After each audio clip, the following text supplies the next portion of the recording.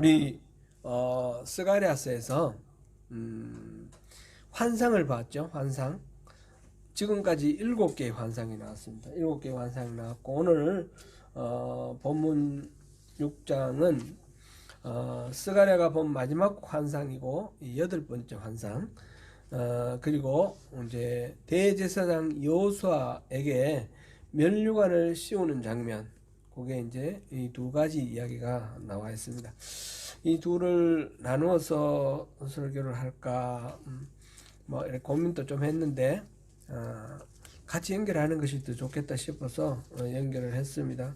조금 내용이 그래서 많아서 좀 시간이 좀 길어질지 모르겠습니다. 최대한 제가 잘 요약해서 말씀드리겠습니다. 8번째 환상과 함께 8가지 환상의 결론으로 이 여호수아의 대관식을 하고 있다라는 것을 염두에 두시면서 이 말씀을 함께 살펴보면 좋겠습니다. 지금 보니까 6장 1절에 내가 눈을 들어본 적 내 병거가 두 산 사이에서 나오는데 그 산은 구리산이더라, 이렇게 시작하고 있습니다. 그러면서 첫째 병거는 붉은 말들이, 둘째 병거는 검은 말들이, 셋째 병거는 흰 말들이, 넷째 병거는 어룽지고 건장한 말들이 메었는지라. 병거가 마차 아닙니까? 그죠? 마차 안에 뭐 누군가 타고 있겠죠? 타고 있는데 그는 언급을 안 했습니다. 마차를 끌고 가는 말이 나와 있는데 말이 붉은 말들, 첫 번째는 붉은 말들, 두 번째는 검은 말들, 세 번째는 흰 말들, 네 번째는 어룽지고 건장한 말들, 이렇게 말을 끌고 간다 나와 있습니다. 이 붉은 말, 검은 말, 흰 말, 어룽진 말, 이 말의 색깔에 특별한 어떤 의미가 있을까, 그런 생각을 해보는데요. 제가 이제 주석을 찾아보고 하니까 이런 이제 색깔의 의미를 따지는 그런 주석들이 많이 있습니다. 근데 여기서는 뭐 별 그런 색깔 자체의 의미를 주지 않는 것이 좋겠다, 그런 생각입니다. 요한계시록에서는 우리가 전에도 말했듯이 그런 이야기가 나오지만 지금 요 1장에서도 색깔이 있었지 않습니까? 화석류 나무 사이에 뭐 이렇게 붉은 말 이렇게 보이고 여러 가지 말들이 나왔어요. 여러 가지 말들이 나왔는데 그거는 어떤 의미였습니까? 단순하게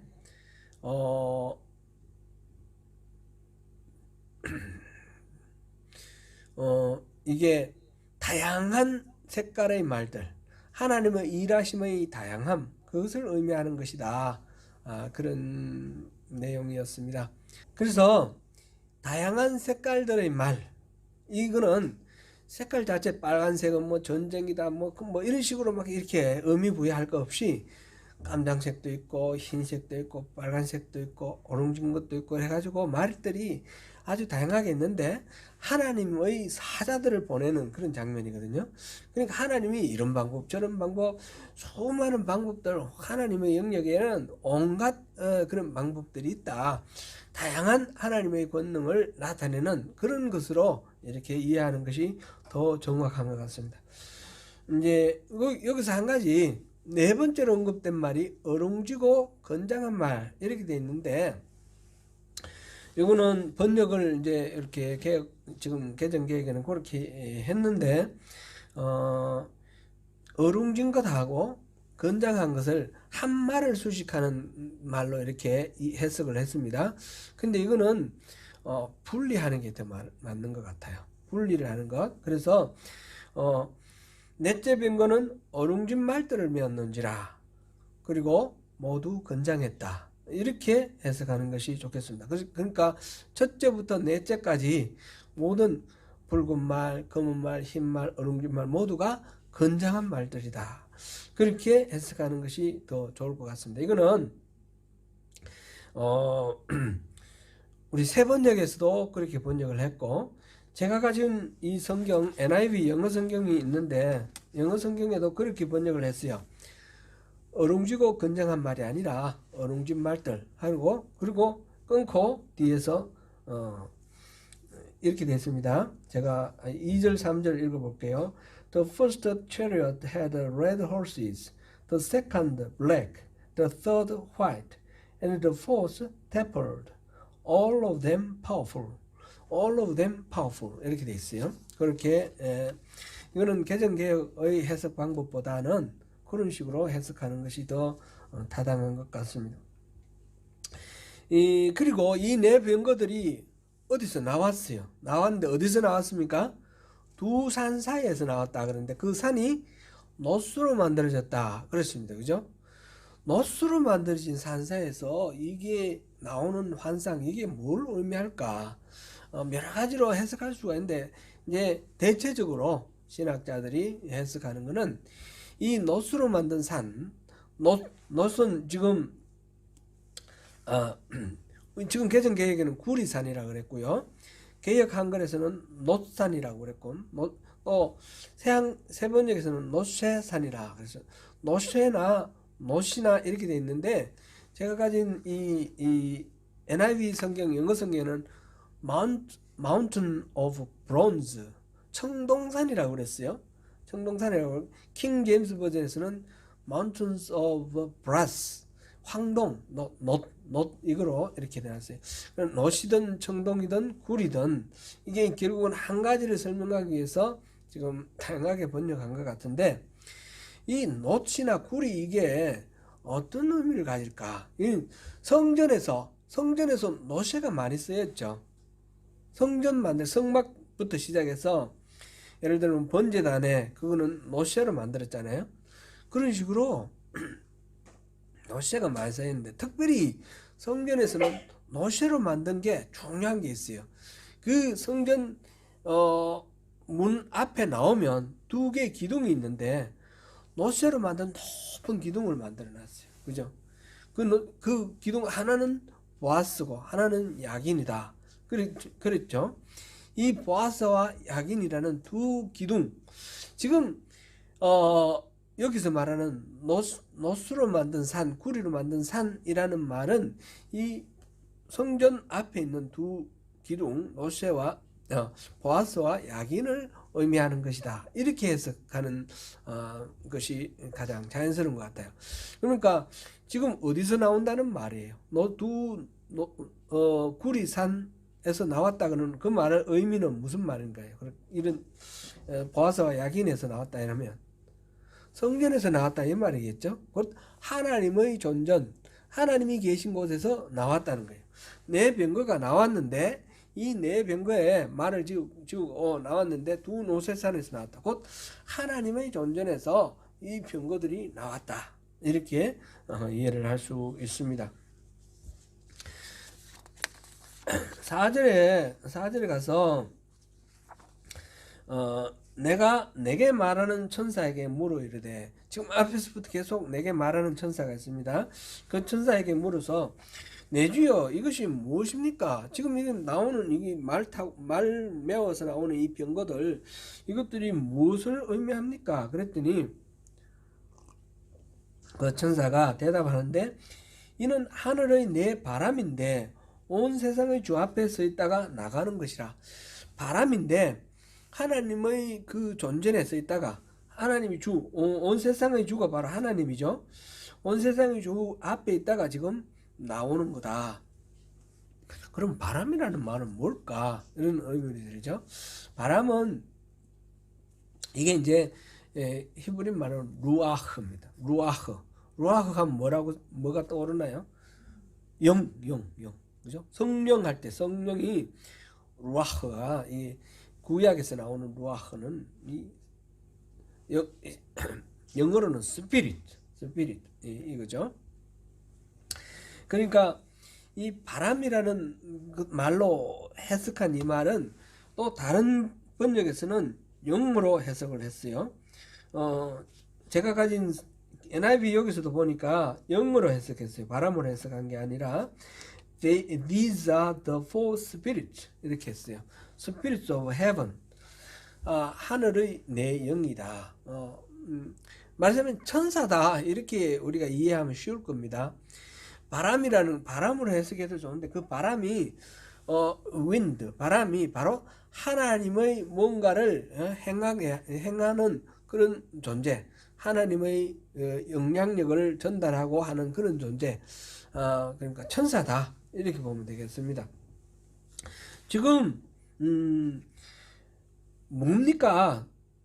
저게 뭡니까? 그랬더니 하늘의 네 바람인데 온 세상의 주 앞에 있다가 나왔다.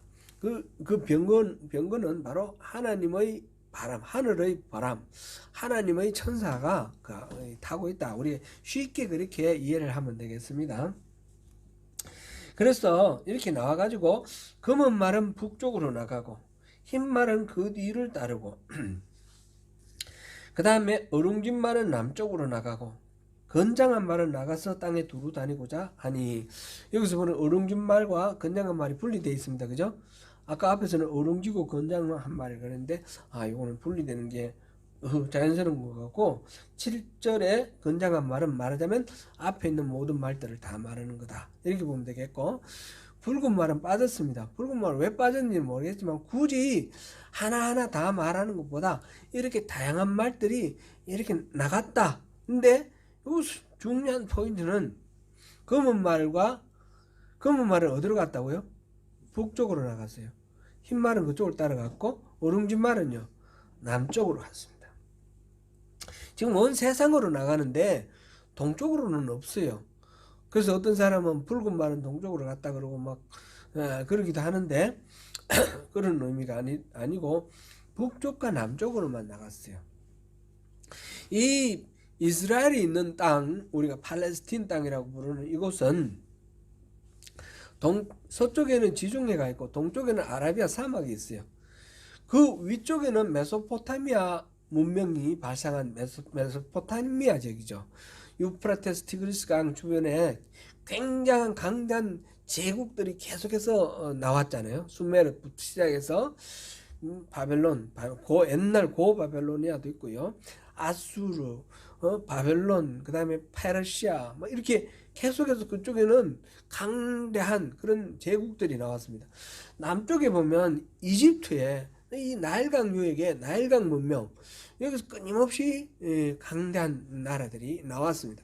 그래서 북쪽에서 강한 제국들이 힘이 세어지면 이 이스라엘이 있는 이 팔레스틴 지방을 지나서 남쪽 이집트로 정복을 가는 거예요. 그래서 이집트를 정벌해서 정복하기도 하고, 이집트가 또 강해지면 이 땅을 지나서 북 올라가서 뭐 아수르와 싸우기도 하고 바벨론과 싸우기도 하고 이러면서 그쪽 땅을 이렇게 정벌하고, 이게 옛날부터 계속해서 있어 왔던 것이죠.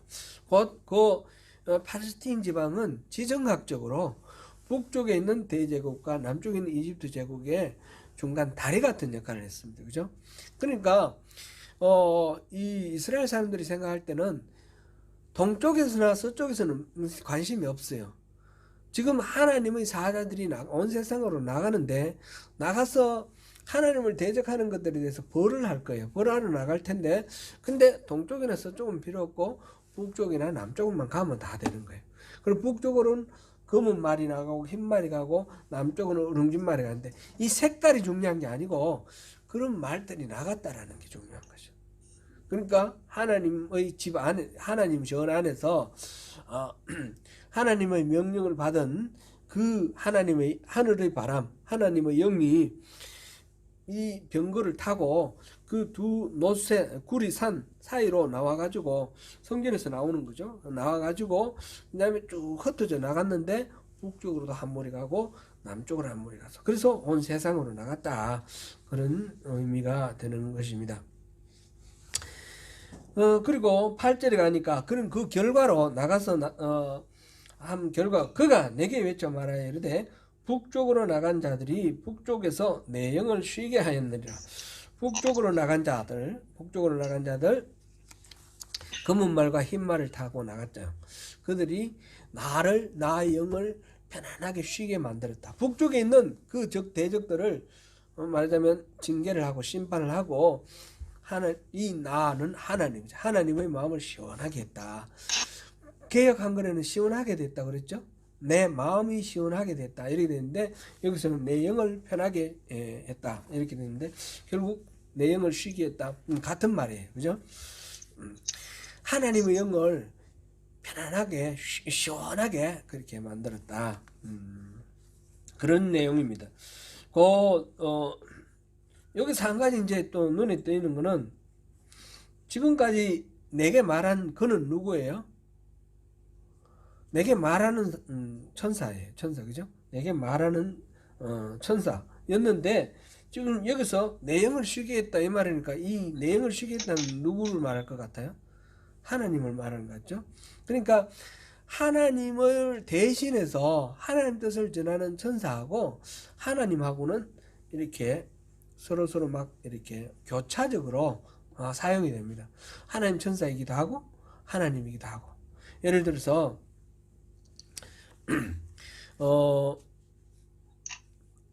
야곱이 그 야복 강가에서 어떤 사람하고 씨름했어요. 그죠? 사람하고 씨름했는데, 그 사람은 하나님의 천사이죠. 나중에 이 하나님의 천사가 야곱에게 이름을 바꾸라 그랬어요.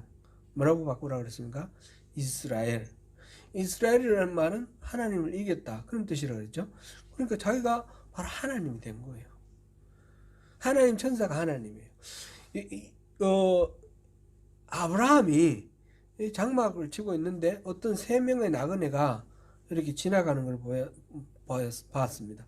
그래서 그 3명의 나그네를 불러서 막 음식 대접했어요. 보니까 천사예요, 천사. 그 중에 한 천사는 나중에 이 아브라함이 막 붙들고 막 강구를 하고 하면서 뒤처졌는데, 그 소돔과 고모라를 멸망시키겠다 하는데, 한참 얘기하다 보니까 이분이 누구예요? 하나님이에요, 하나님. 하나님의 천사와 하나님은 이렇게 막 섞여서, 성경에서 보면 교차적으로 이렇게 막 섞여서 나오기도 합니다. 이거는 요한복음에 보면, 요한복음 12장 44절에 보면 예수님께서 그랬어요. 나를 믿는 자는 나를 믿는 것이 아니요 나를 보내신 이를 믿는 것이다. 단지 나만 믿는 것이 아니라 나를 보내신 이는 누구예요? 하나님 아버지, 하나님을 믿는 것이다, 그렇게 표현을 했습니다.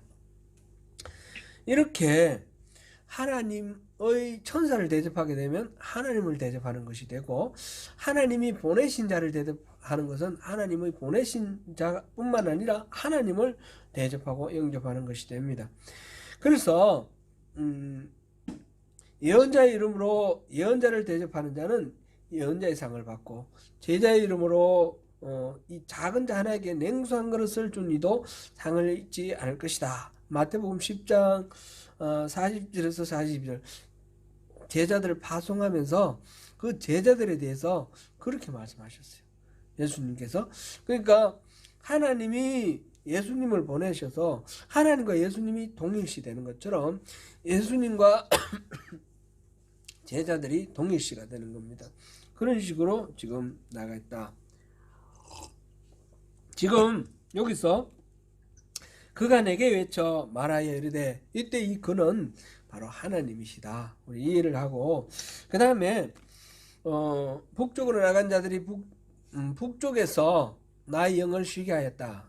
이 앞에서 우리 2절에 보면요, 2절에 하나님께서 이 세 번째 이 환상에서 청량류를 잡은 사람이 있고 천사가 이렇게 얘기를 하면서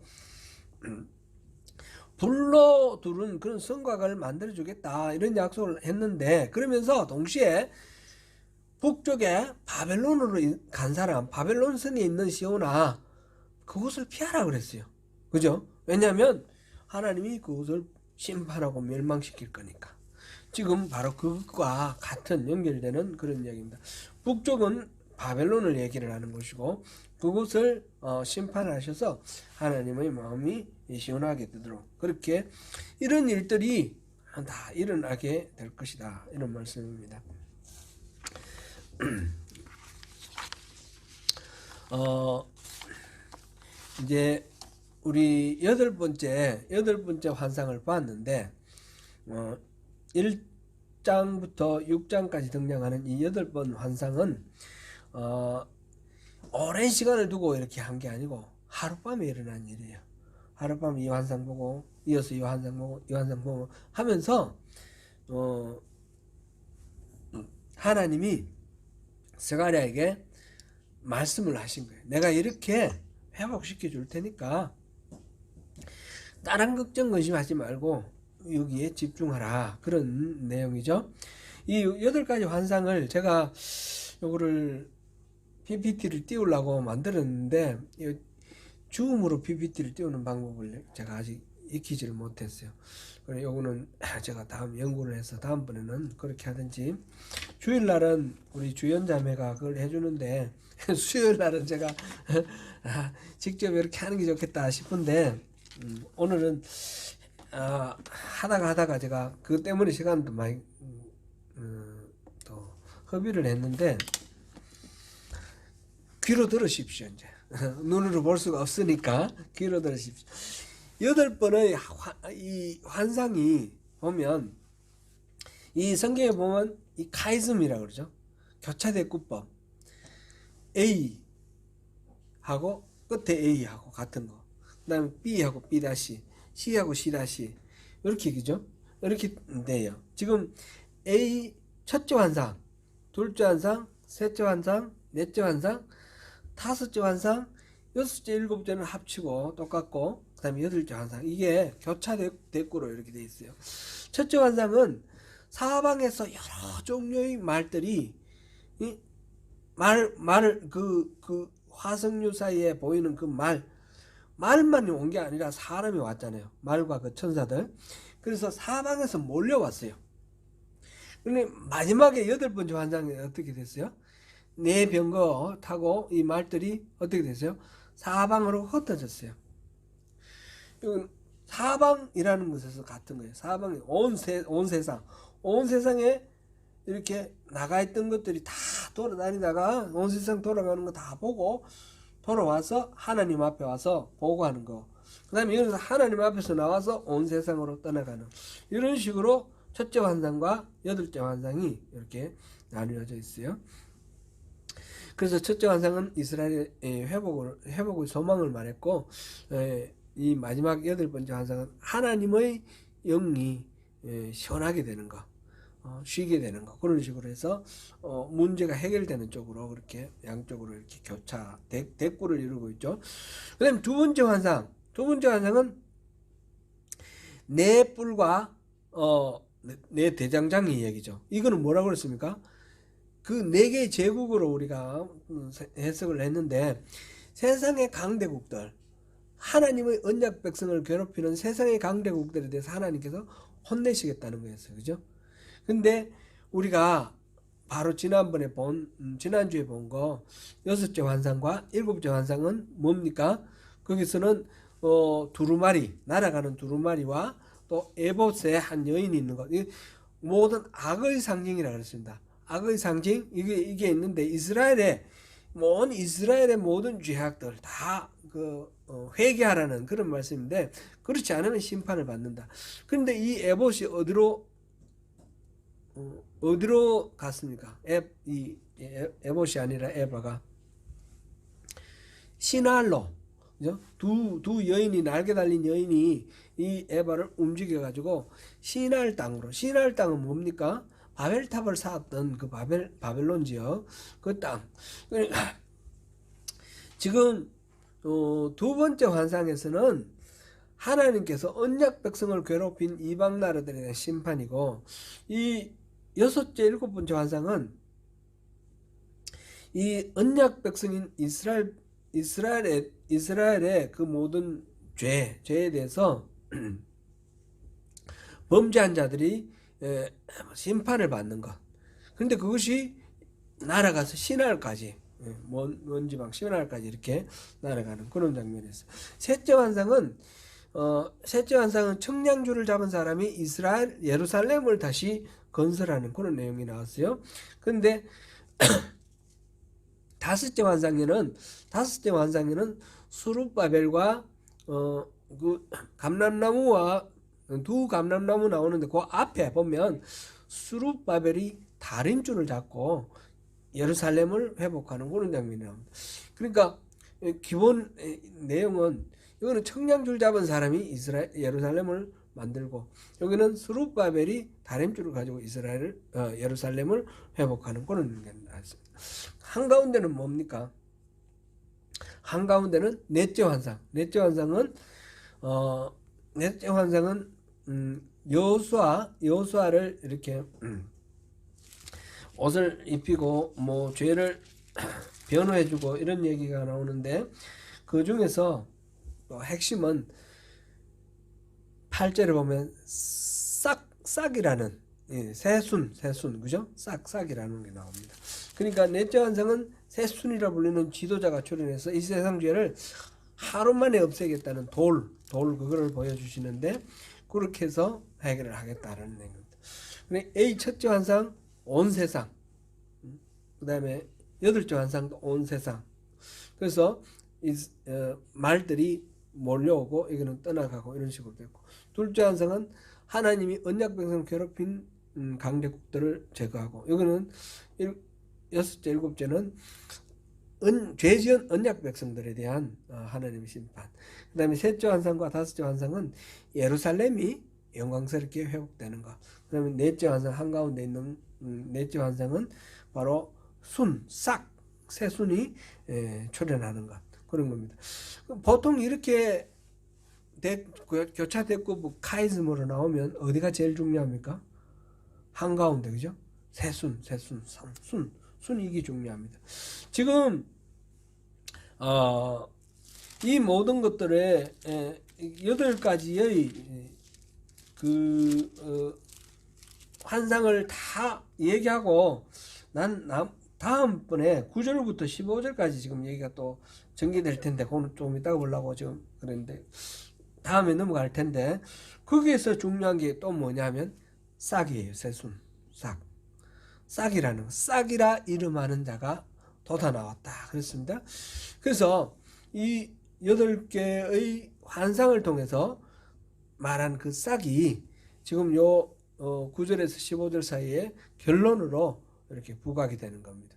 그럼 싹이 뭐냐? 싹은 앞에서 뭐라고 했는지 기억나십니까? 그리스도, 예수 그리스도. 그러니까 메시아를 보내주시겠다는 거예요. 지금 이스라엘의 회복, 이 성전 단순히 빌딩을 이렇게 세우는 거예요. 그게 이 스가랴가 말하는 하나님의 뜻이 아니고, 이걸 통해서 궁극적으로는 그리스도를 보내서 그리스도를 통해서 하나님이 영원히 영존하시는, 임재하시는 그런 하나님의 성전으로 만들어주고, 그 그리스도의 몸이 되는 교회가 바로 하나님의 임재를 늘 이렇게 하나님을 함께하는 그런 그리스도의 몸, 교회가 될 것이다. 그것이 참된 성전이다. 그거를 지금 얘기를 해 나가는 그런 이야기입니다. 지금 그래서 8 환상을 정리를 했고요. 그 다음에 이제 9절부터 15절까지 또 보겠습니다. 8 환상을 소개한 후에 하나님께서는 무슨 면류관을 만들어 가지고 여호수아 머리에 올려주라, 그 얘기를 지금 하고 있는 것이 이 스토리입니다. 여기 보니까 사로잡힌 자 가운데 바벨론으로부터 돌아온 헬레와 도비야와 여다야가 스바냐의 아들 요시아의 집에 들어갔나니, 이런 사람들은 그냥 이 사람이 특별히 무슨 일을 했느냐 이게 중요한 것이 아니라 귀환한 백성들이다. 귀환한 백성들의 대표들을 지금 이름을 했을 겁니다. 그래서 그곳에 가서 그래서 이거를 받아라 그랬는데, 뭘 받아라 그랬습니까? 은과 금과 이런 것들을 받아라. 그러니까 귀환한 백성들의 대표가 가서 귀환한 다른 사람 집에 가서 은과 금을 받아오라, 이런 얘기입니다. 은과 금을 받아와서 이걸 가지고 면류관을 만들어라.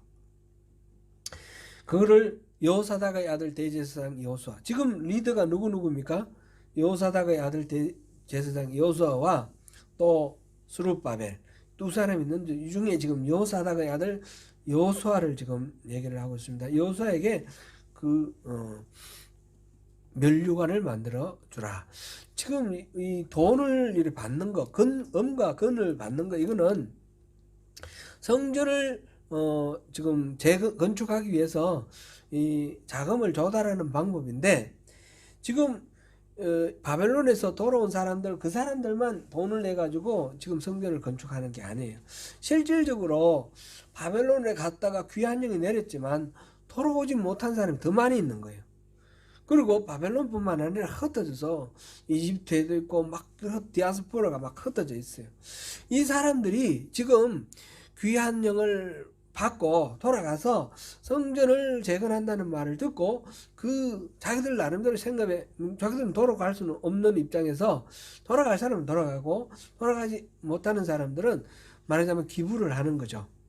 여러 가지 뭐 은과 금뿐만 아니라 폐물들 뭐 이렇게 기부를 하는 겁니다. 이 기부한 걸 이제 귀환하는 사람들이 대신 받아오겠죠.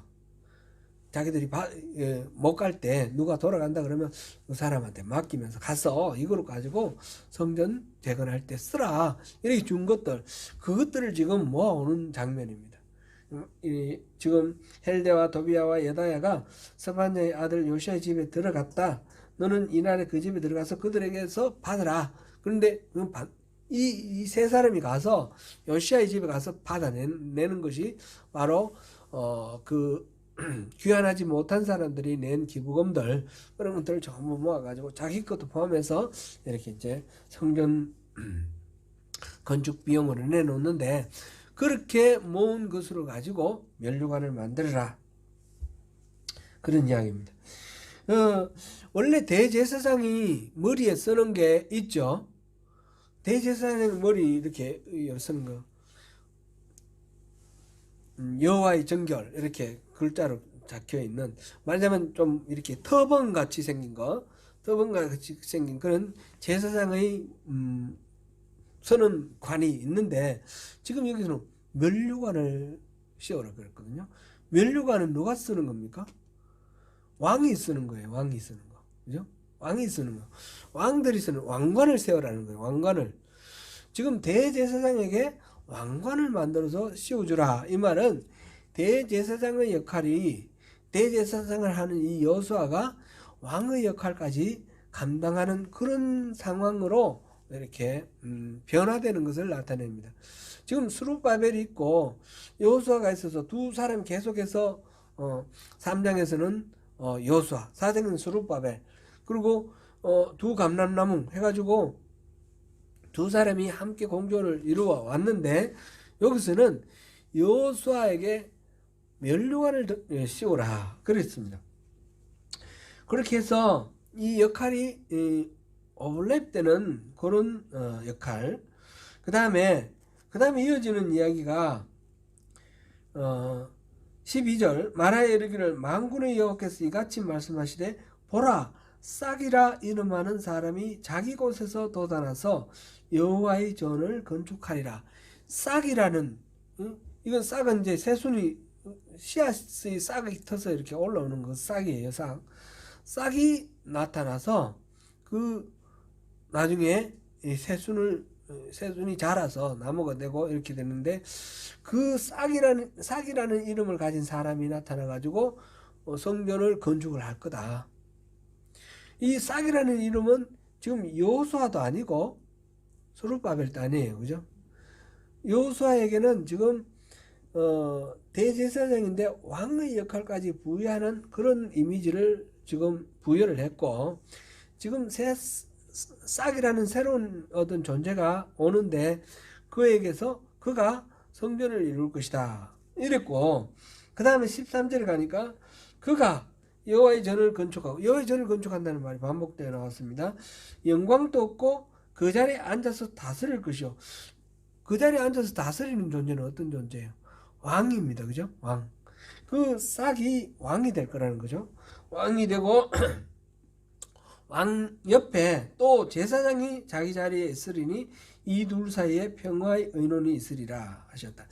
이게 이제 좀 사실은 뭐 해석하기는 좀 어렵습니다. 지금 여호수아에게 왕의 역할을 하라 그랬고 싹이 났는데 왕으로 될 것이다. 성전을 건축할 것이다. 그 옆에 제사장이 있는데 서로 의논할 것이다. 그러니까 호흡을 맞출 것이다. 그런 이야기.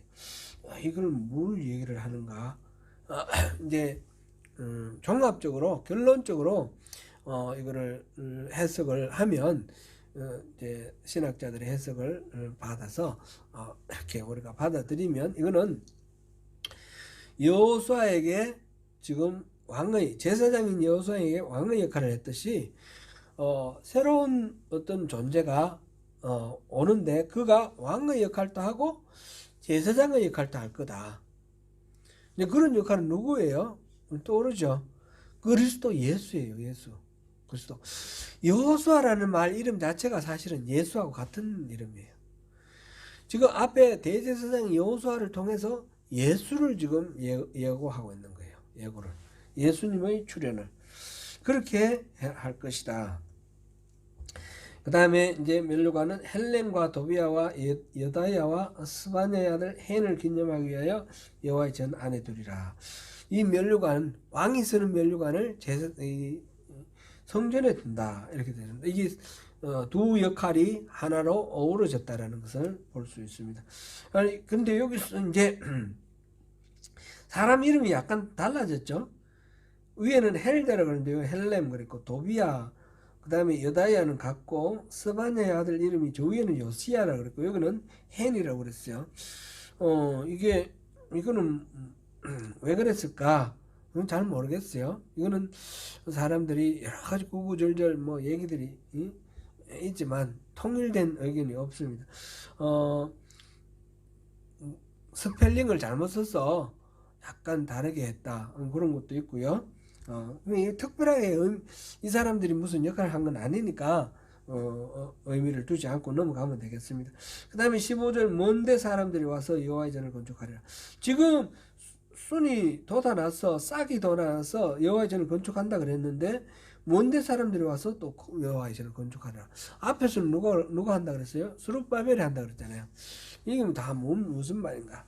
스룹바벨의 리더에 따라서 먼 데서 온 사람들, 귀환한 사람들, 백성들이 공동체가 이 여호와의 성전을 건축하는데 그 여호와의 성전은 궁극적으로 싹이라 이름하는 메시아가 와서 이런 빌딩, 이 스룹바벨 성전이라 일컬어지는 제2성전, 이 빌딩을 건축하는 것 이상으로 하나님이 영구히 임재하시는 그런 곳 예수님이 바로 내가 성전이다 했지 않습니까? 바로 그런 성전, 하나님의 이 성전을 만드실 것이다. 그런 것으로 우리가 이해하면 되겠습니다. 만군의 여호와께서 나를 너희에게 보내신 줄을 너희가 알리라. 너희가 만일 너희가 하나님 여호와의 말씀을 들으신 데 같이 들으라. 지금 8개의 환상에 대한 말하자면 맺는 말이에요. 결론으로 지금 이 이야기를 했습니다. 8개 환상을 통해서 하나님께서 그 여호와의 성전을 위한 그 지쳐있고 낙심되어 있는 사람들에게 그 화석류 사이에 보이는 그 말들 통해서 소망을 갖게 했잖아요. 소망을 갖게 했고 그 이방의 나머지 그 악한 그 제국들을 심판한다고 그랬고, 그 다음에 예루살렘을 다시 재건한다고 그랬고, 예루살렘은 하나님이 불길로 이렇게 지켜주겠다고 그랬고, 이러면서 하나님께서 예루살렘을 회복하고 그 안에 이제 성전을 회복하고 그렇게 해서 모든 것들이 하나님께서 원하시는 대로 회복시켜 주시고 이것들을 알려준 그런 세상의 모든 소식들을 알려준 그 사람들에게 또 알려서 온 세상에 전하도록 이렇게 함으로써 하나님의 성전 건축 이 계획이 지금 1장에서 본 첫 번째 환상에서 시작이 됐습니다. 시작이 출발이 돼가지고 쭉 전개돼서 이제 8번째 환상에서 완성이 되는 겁니다. 하나님 성전이 이렇게 완성된다라는 걸 보여줬습니다. 이 모든 환상을 통해서 하나님께서 말씀하시고자 하시는 것은 이 하나님의 저는 이렇게 완성된다. 그러면 우리는 뭐 해야 됩니까? 그 환상 보니까 참 멋있다. 나도 보고 싶다. 나도 뭐 이렇게 해야 돼. 이게 아니고 여기서 보니까 하나님의 말씀을 들으라 그랬어요. 환상을 다시 보는 거나 환상을 꿈꾸는 거나 이게 아니라 하나님 주신 말씀에 대해서 우리가 바르게 듣고 바르게 반응하는 것, 그것이 우리 이 이야기를 듣는 스가랴 앞에서 이 이야기를 듣고 있는 이스라엘 백성들이 할 일이기도 하고, 또 이 말씀을 읽고 있는 오늘 우리들의 이 이야기이기도 합니다. 이제 말씀을 맺어야 되겠습니다. 이 환상보도가 전하는 것은 유대 공동체의 현실과 그들 가운데 있는 죄악을 직면하고 파악하는 것, 그리고 성전 재건으로 상징되는 다가올 회복과 영광에 대한 기대인데, 가장 중요한 핵심은 하나님의 말씀을 진정으로 듣는 것입니다. 그 메시지, 스가랴의 이 메시지 중에 핵심은 뭡니까? 싹이라 이름하는 메시아가 와서 이 모든 것들을 완성한다는 겁니다. 지금 7장 8장에는 금식에 대한 이야기가 나오고 9장부터 14장까지는 이 메시아가 어떻게 등장하고 어떻게 이 세상을 통치할 것인가, 그 이야기가 나옵니다. 지금 앞에서 나오는 모든 환상의 핵심은 바로 이 메시아와 연결되어 있다 하는 것을 우리가 보면서, 이 주님의 몸된 교회를 재건하는 일에 있어서 가장 중요한 것은 바로 주님의 말씀을 듣는 것이다 라는 이 사실을 우리가 확인하고, 하나님이 허락하신 싹을 중심으로 모든 마음을 쏟아서 그 하나님의 계획하시는 그 성전의 건축, 바로 우리 삶 속에 또 나 개인 한 사람 한 사람의 모든 내면 속에 하나님께서 항상 함께 하시는 그런 성전이 되어가는 그런 하나님의 백성 되시기를 주님의 이름으로 축원합니다.